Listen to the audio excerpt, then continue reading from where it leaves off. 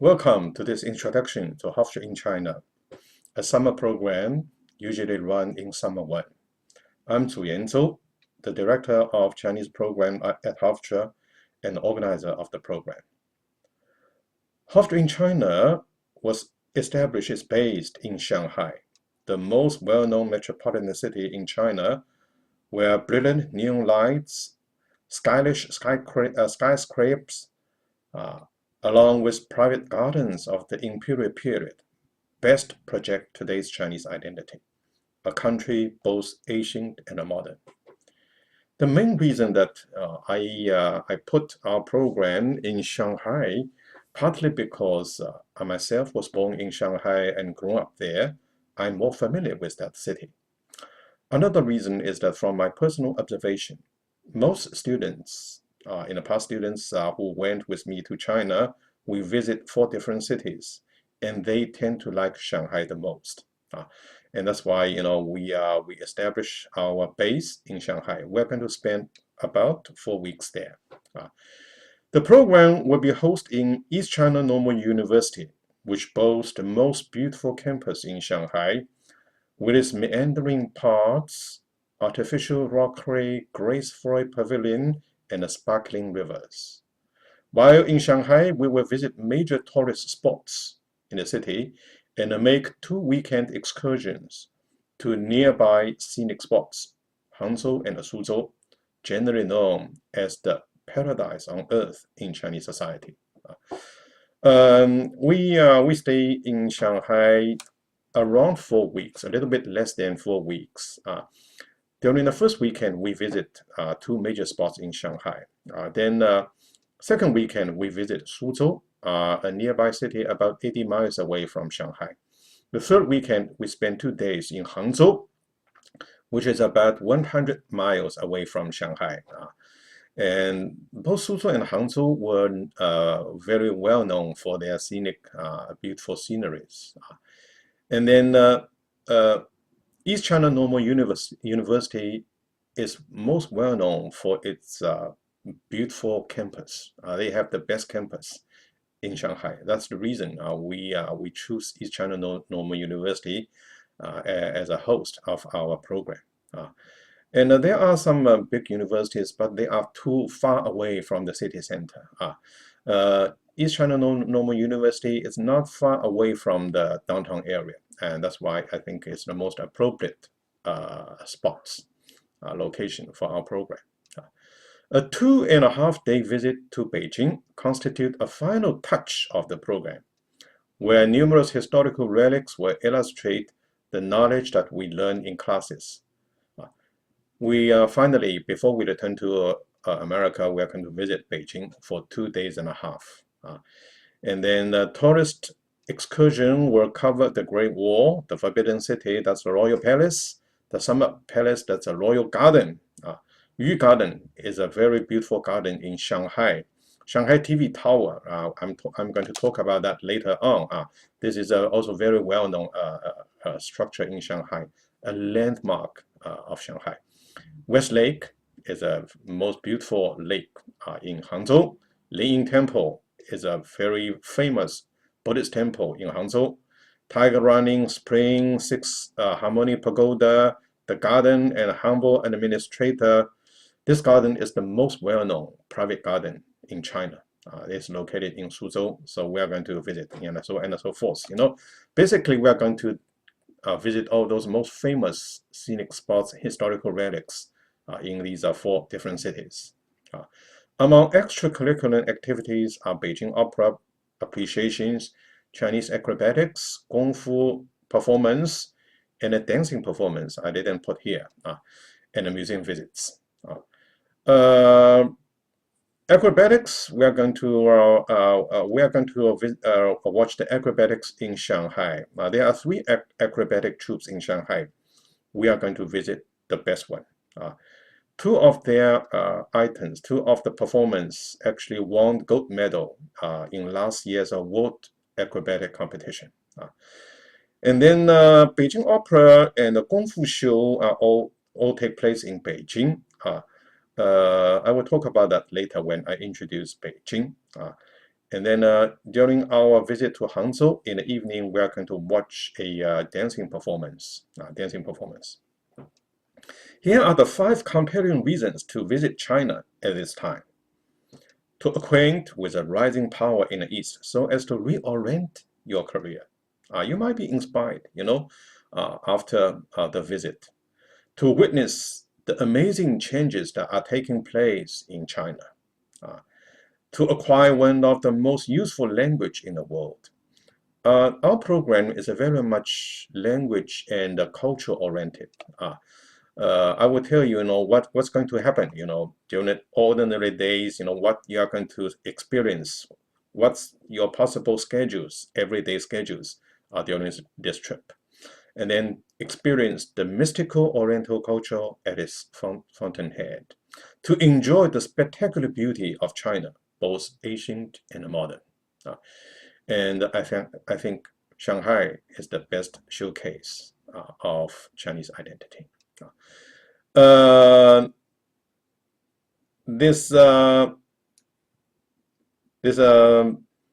trip will open your eye to an entirely new culture.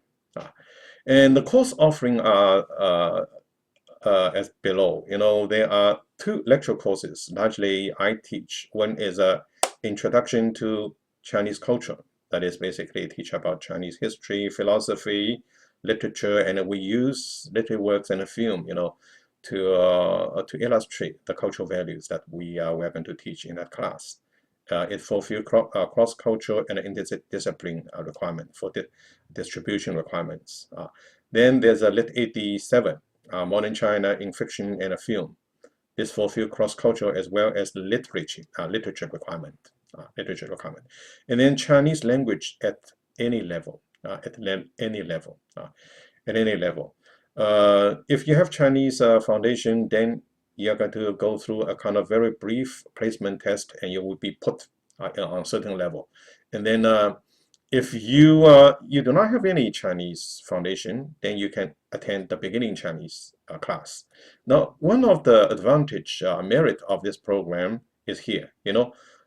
Students who have registered for 1 lecture courses, either Introduction to Chinese Culture or Lit 87, Modern China in Fiction and a Film, has the option to audit the beginning Chinese language classes or any other Chinese language classes offered by the host university free of charge.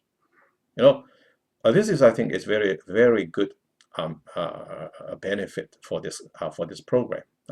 What happens is that we actually pay the tuition for this program. Otherwise, the Chinese hosting university are not going to accept us.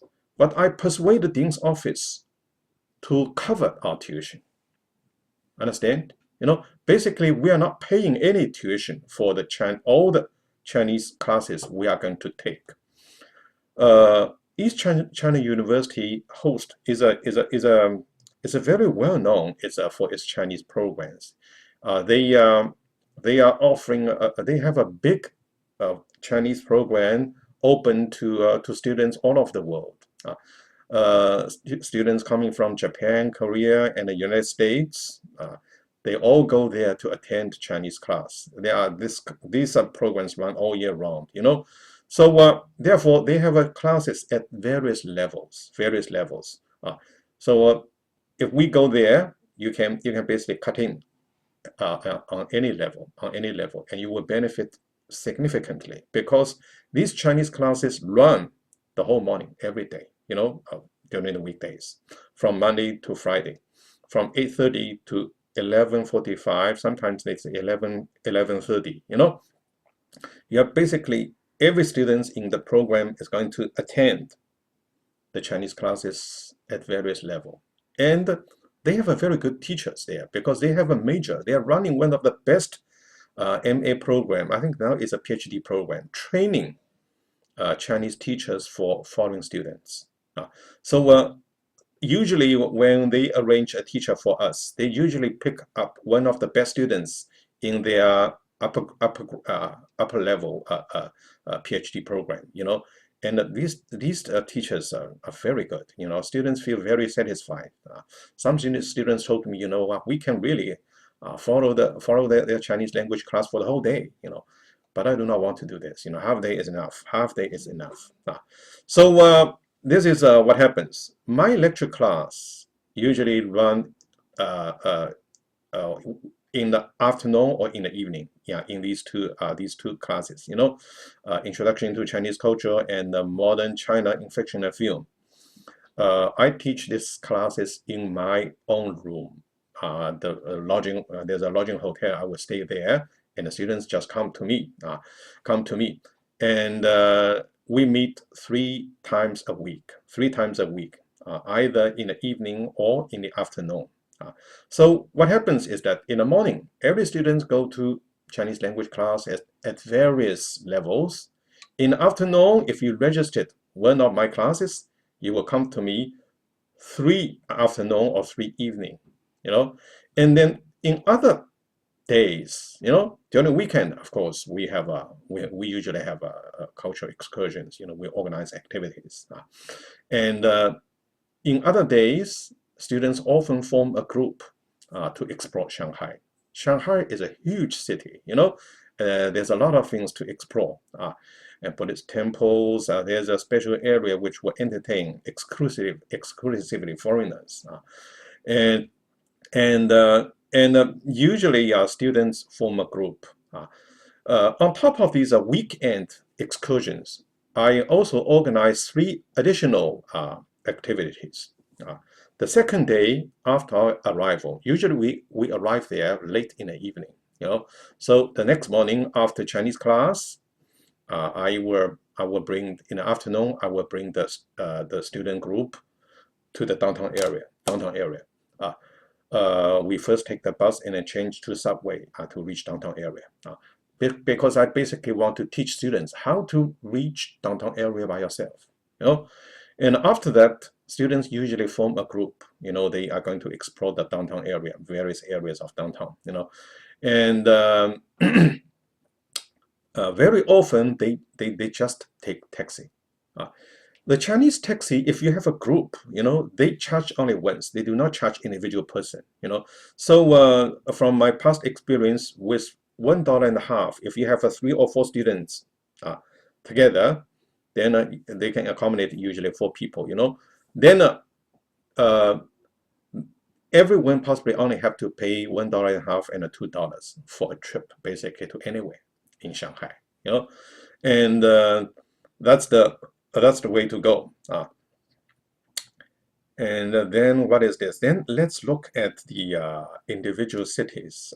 Here, let's look at the more pictures. We will stay for more than 3 weeks in Shanghai, the most well-known metropolitan city in Shanghai. On the second day of the trip, we were head downtown to witness a microcosm of China's modernization in recent decades. There are 2 areas we are going to visit in downtown area. Both has a very stylish buildings. They are in fact the showcase of China's modernization. During the first weekend, we will visit the major tourist attraction in Shanghai. At the top of Shanghai TV Square Tower, one of the highest structure in the world, we can witness a bird's eye view of Shanghai's magnificent skyscrapers landscape. Yu Garden, another area we are going to visit in the first weekend, is Yu Garden. Located in the center of the thriving city temple market, reveals the beauty and the charm of ancient Chinese architecture with its artificial rockery, rippling ponds, and ornate pavilions. Visit to the Shanghai History Museum and the Shanghai City Development Plan Museum with hundreds of life-size sculpture will acquaint us with the city's past and future, with its roots in Asian tradition and growth in every sectors. Shanghai best embodies today's China, a nation both Asian and modern. I will illustrate these a little bit more as I click these images. Here is the East China Normal University, our host university. This is the building where I'm going to stay. Your lecture class will actually take place in my room. Let's click look at more pictures. This is actually your dorm, student's dorm. This is the dorm entertain or accommodate exclusively foreign students. The facility there is much better than ordinary Chinese students' dorm. Two-person share a room, and the room is equipped with a TV and also a telephone as well as a shower. When you just walk into the entrance, it looks like a luxurious hotel, but it is not a luxurious hotel. But it's pretty good, pretty good. You will feel comfortable. And then all these are some images taken on the campus we are going to stay. You can see there are rivers, small forest. This is very close to the dorm actually. This is river. This is when in the summer when we went there. That's the time when all these locusts were emerged from the pond. Here you can see these are all small areas of study in nature, and these are all. This is actually another dorm for foreign students, but possibly we're going to stay. We are not going to stay there. I try to reserve room in the other building because there's no TV there.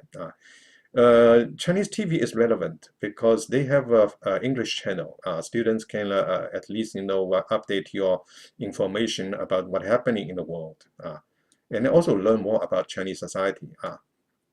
And here is a Chairman Mao's statue. You can see still standing on the campus. And there's a river. This is actually a parking lot in front of the building where I stay. Here you can see these are all. This is the building where I will stay. And here, these are all. This is a small pavilion on the campus. You can see the campus is actually quite pretty, right?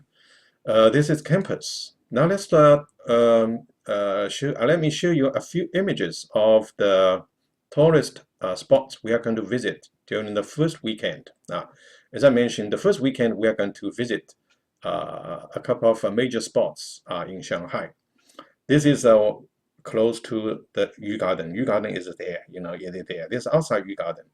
But in this area, it is full of that kind of archaic structures. Students love it. Surrounding that area is a thriving market. They sell different kind of foods, Chinese snacks, and souvenirs. Students usually buy something.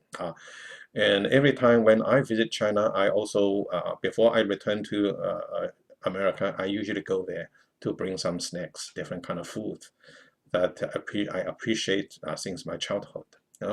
And this is the area where I grown up. This is inside the Yu Garden. Here you can see this is actually these are actually Hofstra students. This is outside the Yu Garden, but within that area, this is the restaurant. Very likely we are going to have a lunch there on that Saturday. And this is the restaurant. It's very well known.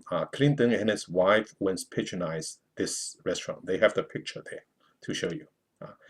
And here, this one possibly is a tea house, and some of them are different kind of restaurants. Here, this is inside the Yu Garden. The Yu Garden is very close. It's one part of this this area, these scenic spots, and now surrounded by all the thriving markets. Here you can see more clearly. All the building behind. This is what we call 9 zigzag bridge. Before I left, and is not left. While I was growing up in this period, in this area, sometimes I even bring my daughter when she was a little kid. She refused to eat breakfast, and I have to, cook. I try to bring her here to walk, have a stroke, and then return home to have a, so that she will be in a better mood to eat her meal. And behind this tea house, you can see behind, there are all similar buildings. There are a whole bunch of these things, and they are all small restaurants and souvenir shops. is a thriving market. After the first weekend, after I bring students there, students will go there repeatedly later on by themselves. They go to do shoppings and bargain with those vendors. Okay, there are more pictures inside the Yu Garden. These are all the pictures inside the Yu Garden. This is a Yu Garden. One of the spots we are going to visit during the first weekend. Let's go to the next part. The next part illustrate to you the other part, the TV tower. The TV tower, we're also going to visit TV tower. This is the other part of the downtown area that I'm going to bring you the second day after our arrival in China. This is actually taken from this side of the Huangpu River. Across the Huangpu River, these buildings were all built in 1920s and 30s. Across the river, on this side, is a new buildings. They are very brand new and magnificent buildings. Now, I think you possibly have seen these images, and there are no more buildings now. Actually, they are arising here. This is Shanghai TV Tower. Shanghai TV Tower. We are going to move to the top bowl, and then you'll have a bird's eye view about whole Shanghai. At the bottom of the TV tower, there we are going to visit an exhibition. It's a life-size sculpture exhibition which demonstrates the growth, transformation of Shanghai from 18th century to the present. I will show you one image. Now, this is actually one image I shot in the museum exhibition. You can see this is a tea house. These are all life-size. So this is actually a very pretty big room. This is the part of the exhibition. There are many, many that kind of rooms, to illustrate different stage of Shanghai's evolution and transformation. Then here is a circus city where we are going to watch acrobatic performances. You can see from outside, it's gorgeous. And then this is part of downtown area, a park open to the public. And these are Hofstra students, and usually this is Shanghai's the opera house, new opera house. This is the place where I will bring students the second day after our arrival at Shanghai, and the later students can go there because it is a very big area. You can explore. And this is actually shot in a museum, in one of the museum. And here is again in the downtown area, stylish buildings. These are all stylish buildings shot during at the downtown area. These are all in the downtown area. This is a shot from inside a room, inside a building, inside the museum. Here is the TV tower. TV tower is one of the major spots we are going to visit in the first weekend. Shanghai TV tower is the third highest structure in the world. When you would reach this ball, you will have bird's eye view of the whole Shanghai. You see very clearly. And here is at the bottom of the TV tower, there is an exhibition, is a museum. You can see the transformation of China. This is tea house. Okay, this is about Shanghai visit. After the first weekend, of course, students are going to explore different areas of Shanghai. Then the second weekend, we are going to visit Suzhou. During our stay in Shanghai, we will spend one weekend to visit Suzhou, a very popular tourist resort to the north of Shanghai. It's about 80 miles away from Shanghai.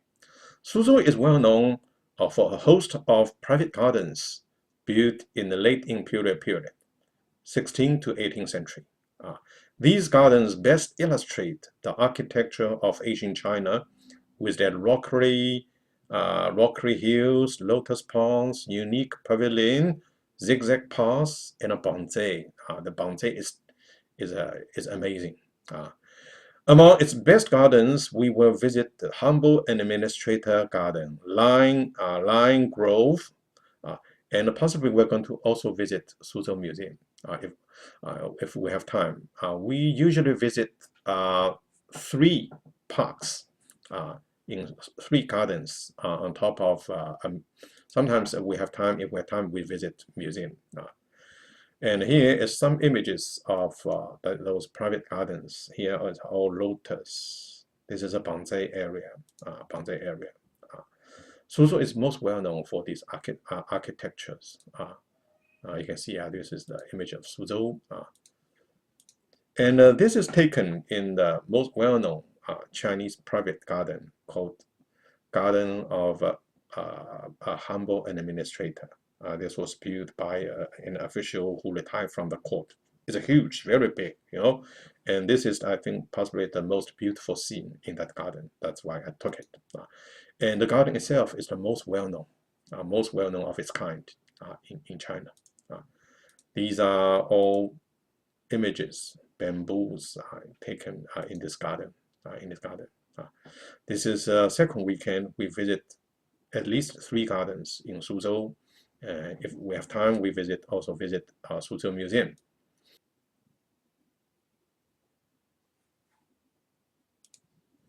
Another thing worthwhile to mention about Suzhou is that it is a city well known for its art products. And outside all these gardens we are going to visit, there are a lot of small shops and vendors. They are selling a variety of different kind of art products. They are selling at very reasonable prices, and you have to bargain with them. Every time students will bring back silk shirts, bamboo paintings, embroidered works. It's very beautiful, but it is very cheap at very reasonable price. Then the third weekend, we are going to Hangzhou, which is about 150 miles to the south of Shanghai. During our stay in Shanghai, we will spend 1 weekend to pay 2 days visit to Hangzhou, located 180 miles to the south of Shanghai. Hangzhou is generally regarded as one of the most beautiful destinations in China. The spacious West Lake, surrounded by misty mountains, create scenes of unearthly beauty, often compared to a charming lady in Chinese poetry. Other historical relics that we were visiting in Hangzhou include the Lingying Temple, a very famous Buddhist temple, 6 Harmony Pagoda, and Tiger Running Spring. We'll possibly also visit a tea house. It's a kind of tea company, they sell teas, but later I will show the image. It's quite interesting because Hangzhou is well known for produce the best tea in China. It's called Dragon Well tea. Here is the image of West Lake. You can see here, this is West Lake. We're going to row a boat there. These are actually Hofstra students. These are sculpture around surrounding the lake. And here you can see these are the boat. We're going to be in one of the boat. And here you can see these are the images surrounding of the park surrounding the West Lake. This is basically West Lake, the major scenic spot in Hangzhou. In the evening of our stay in Hangzhou, we are going to watch a dancing performance. Hangzhou used to be Chinese capital during the Song Dynasty. So they are showing the splendor of the Song Dynasty when Hangzhou was the capital. So you can see these images, and they also have a gorgeous music. And then on top of this, we are going to visit a few surrounding parks, those parks surrounding the West Lake. This is what they call 6 Harmony Pagoda, very huge, very tall. And then here's the image in the Lingying Temple. Lingying Temple is one of the biggest Buddhist temples in China. And this is the image in one of the surrounding parks. Surrounding parks is a sleeping Buddha. And here is the image of Hangzhou, West Lake. This is still West Lake. You can see this is spectacular, beautiful. And here is the tea house. We will possibly go. But depends the schedule. And what happens is that you can see it as a huge, gigantic pot, and they are going to lead into one of the rooms, and then the host is going to entertain us with a cup of tea. The newly brewed tea and the newly forest harvest leaves, and they will persuade us to buy. Usually, almost every time, students will bring back some of the Dragon Well tea, the best quality Chinese tea. Okay, this is Hangzhou, and finally, let me talk a little bit about Beijing. Our program will conclude with a 2-day-and-a-half visit to Beijing, the capital of People's Republic of China. As a capital city for more than 4 centuries, Beijing is abundant in historical relics.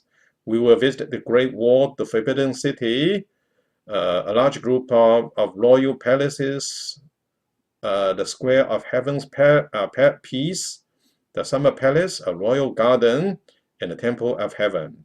And also during the Beijing stay, we are going to watch 2 performances in the evening. One is Beijing Opera. Maybe we can look at here, Beijing Opera.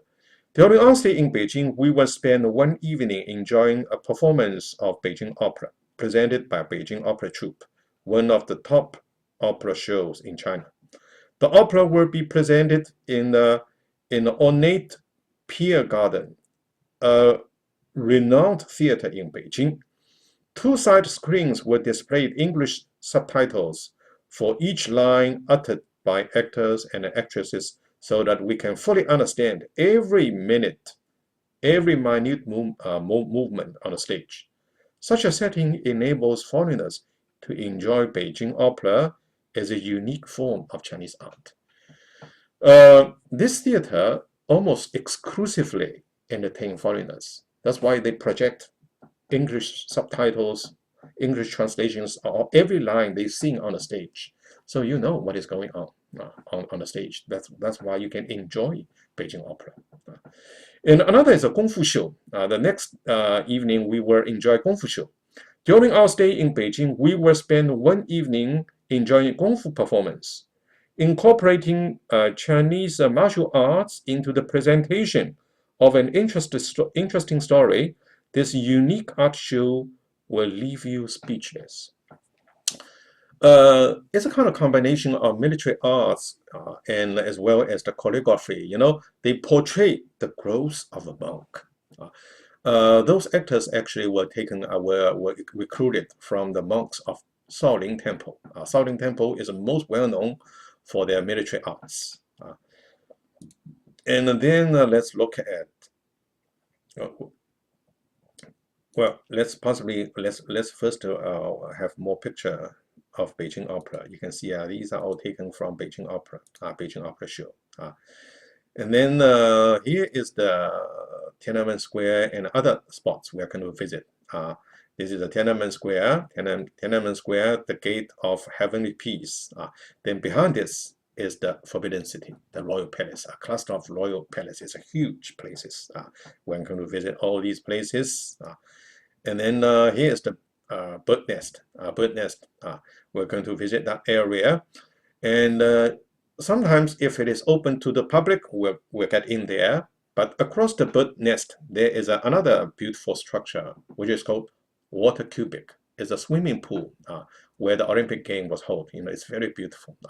That unit usually is open. Sometimes this unit is not open because they sometimes have the large scale concert. So they're not open to the public. If it's open, we'll go there. If it's not open, then we will go at least to the other one, to the Water Cubic. Water Cubic, usually we will go there. This is the picture that we taken in the bird nest, the Olympic game stadium. You can see they are actually dancing, these creatures, accompanied with music,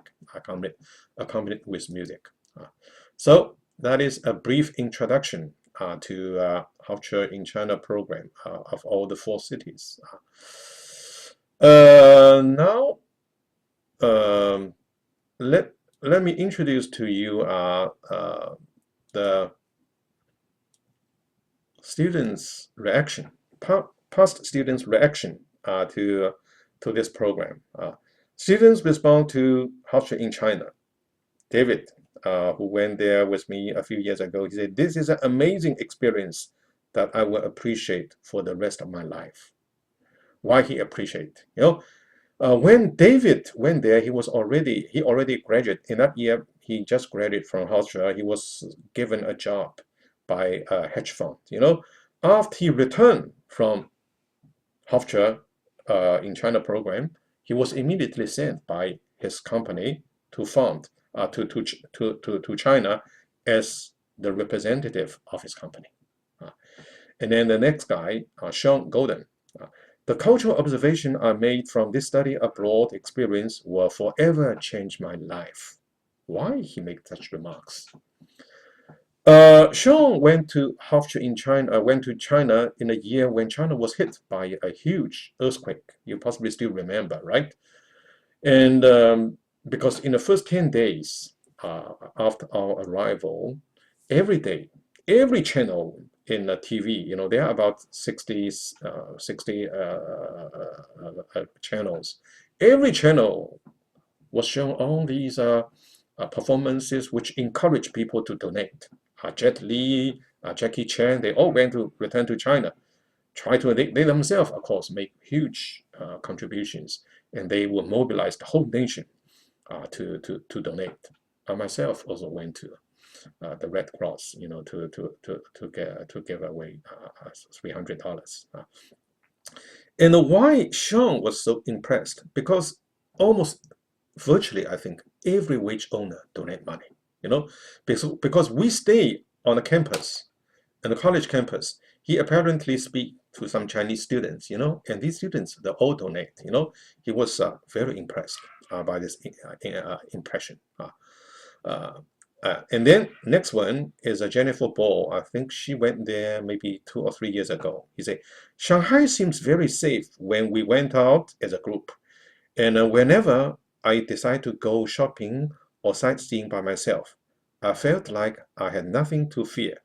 Feeling safe in a large city setting was odd yet comforting. The reason I put her quotations here is because, often American students come to me, ask me whether it's safe to go to China. This is a completely distorted image of China. In my opinion, Shanghai is a much safer place than New York. Because for one thing, no one carry a gun. I served in the Chinese police force for 3 or 4 years before I entered university. During those days, the whole police station did not have a gun. Your uniform was enough to deter the criminals. So that's why Jennifer will feel very safe while you stay in China. Of course, it doesn't mean there's no criminals. There are criminals, thieves sometimes, but it's not very dangerous criminal usually. And the last line possibly you cannot see on the screen. This is a remarks made by Jason Miller. What he says, this experience exceed my expectation. This program exceed my expectation. Why did he make such remarks? The second day after his arrival in China, I think possibly he went to one of the bars in a fashionable area in Shanghai, and then he made acquaintance and fell in love with a Chinese girl. The love affair lasts for the whole month. This is indeed exceeding his expectation, right? Okay, so much for a brief introduction to Hofstra in China. As I say, the trip will open your eyes to an entirely new culture. There's another thing I would like to mention. During the trip, I will bring the group in Shanghai. During our Shanghai trip, I will bring you at least 2 or 3 different restaurants to taste different Chinese cuisine style. The normal meals during the weekdays are not covered, but Chinese meals are relatively cheap. We live on a campus. You can go to the student dining hall. I usually go to that kind of dining hall. It usually takes me $1 for a meal. for a meal.